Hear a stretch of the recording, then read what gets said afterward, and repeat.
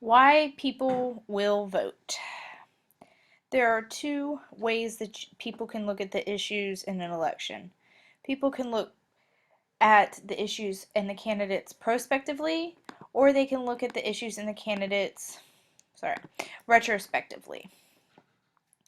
If people are looking at the issues prospectively, they're thinking about what the candidate is going to do for their future. So if a candidate has promised to make a voter's future better, whether it's the economy, jobs, education, whatever promises those candidates make about future events, the voter might be inclined to vote based on a prospective issue. Retrospectively, people are looking at what the candidate had done for them when they were serving in office. In order for retrospective to work, you have to really talk about incumbents or people that are running for re-election. So what did that candidate do for you? What did that politician do for you when they had already been in office? So those are two things that people think about when they actually go vote. The economy definitely becomes a prospective and retrospective issue. So candidates will also always talk about what the economy looked like or what they're going to make the economy look like. The candidate, part of that prospective and retrospective voting is making promises during the campaign. Was the candidate able to fulfill the promises that they promised you 2 or 4 years ago? And if so, you might look back retrospectively and re-elect them. Or if you're not pleased with the way the government is right now, you might vote prospectively based on what a new person or a challenger comes in and promises you. Let's take Obamacare. Yes, I know, again. If you think that the Republicans would do a better job or could repeal Obamacare if you don't like it, then you will think prospectively, listen to their promises, and vote based on that. If you think about the government shutdown and you look back and you personally blame the Republicans for the shutdown, you're going to retrospectively vote and probably vote them out of office. Another reason you will vote, so you might be motivated by prospective or retrospective issues. Also, those mobilizing issues or those wedge issues. Mobilizing issues are those issues that are going to motivate you to go vote because they mean that much to you. Those controversial issues like Obamacare, like the economy, maybe same-sex marriage or abortion is important to you. And if that is a highlight of the campaign, you're going to go and vote. Those are also called wedge issues because they drive a wedge in between the public. Some people might believe one way or some people might believe the other, and that might motivate you to go vote. When the race is close, if it's neck and neck, if it's 49 versus 51 or 50-50 in polls, and it's reported heavily, and trust me, if the race is close, those polls will be reported heavily, you're going to go vote. If you feel informed, if you feel like you really understand the candidate's position on the issues and you understand what's going on, then you're going to go vote. That's going to motivate you to go exercise your knowledge. If you have a strong party identification, if you feel strongly Republican or strongly Democrat, then you are going to go vote because that's going to mean it's going to mean a lot to you to perform that civic duty. You're going to have a strong sense of efficacy. I like wedge issues are so important. They're up there twice. wedge issues are going to have you go vote. And if you're going to go vote, chances are you're going to vote in the general election. And the general election is when we vote for the president every 4 years. Okay. Some things I want to show you about these maps. Okay. You can see this one is. Oh.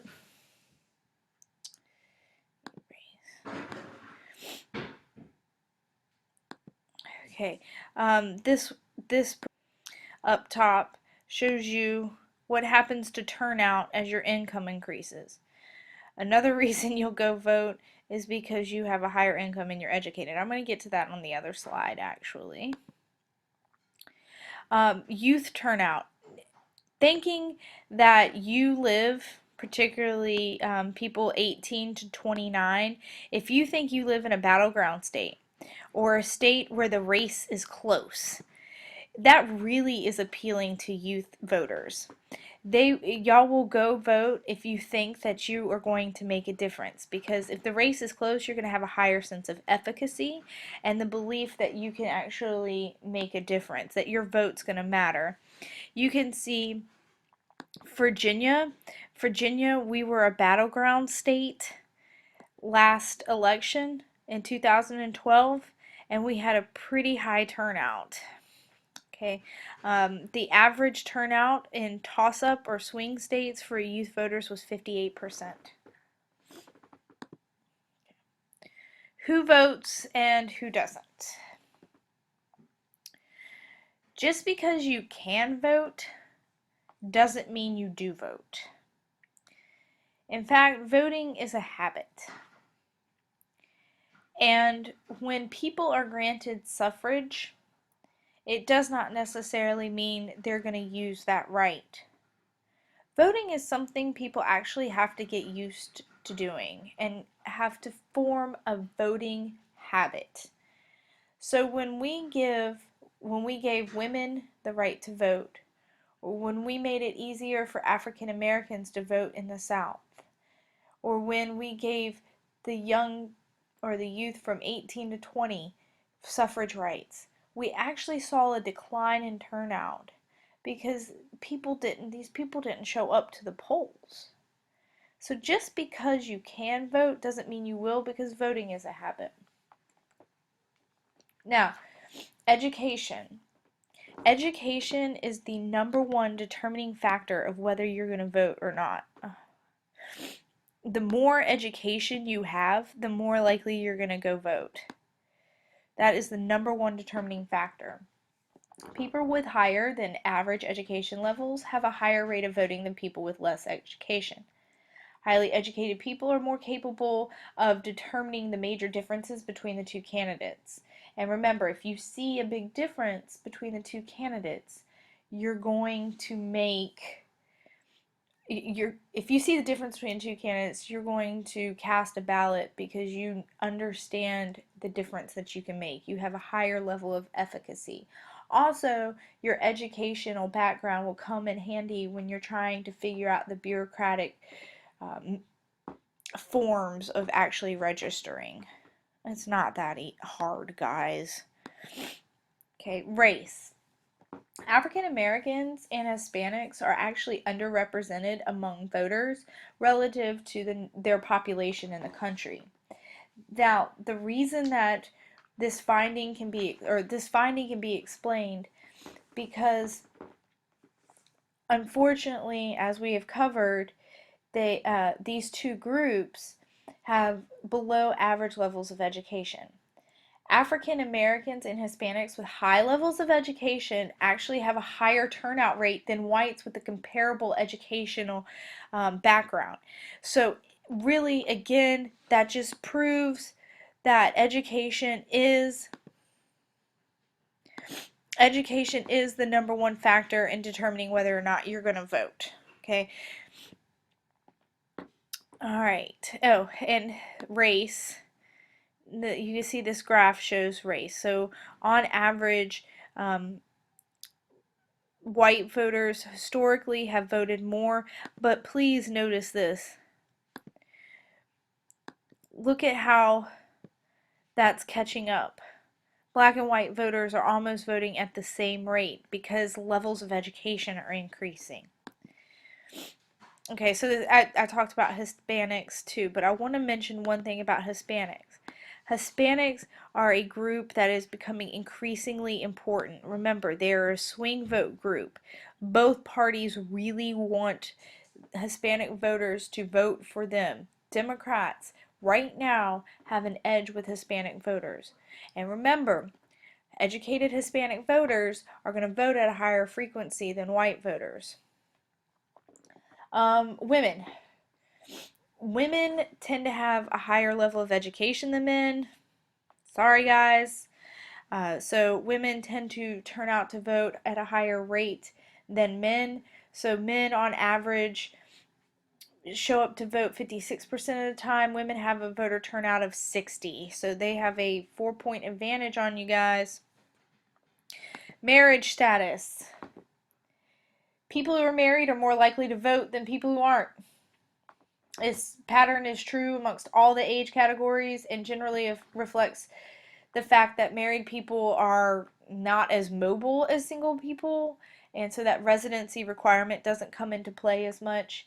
Married people have a voter turnout rate of 65%, whereas single people have a voter turnout rate of 47%.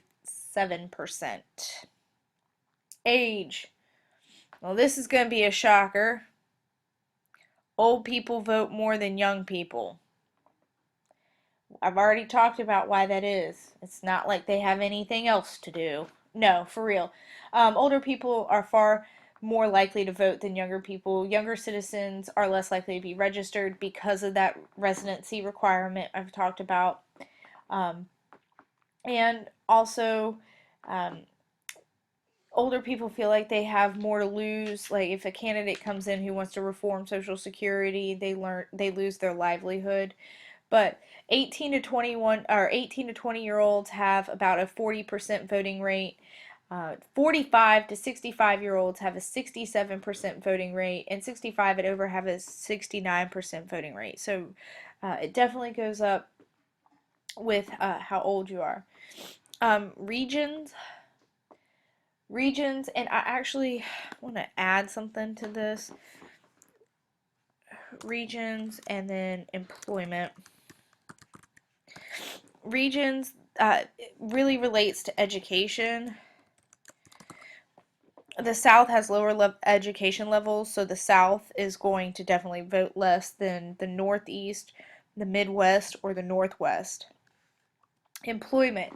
If you have a government job, you are going to vote 75% of the time because you really feel like a lot is at stake. Um, your job, the future, the programs you work on, all of that is at risk if the wrong person gets in office. So definitely government employment, you vote at a higher frequency. Unemployed people vote the least amount, which shouldn't be a surprise, but it kind of is to me because I feel like they have the time to actually go vote and they're probably getting some kind of government services like unemployment benefits. So you would think that they would be motivated to vote, but that's not the case.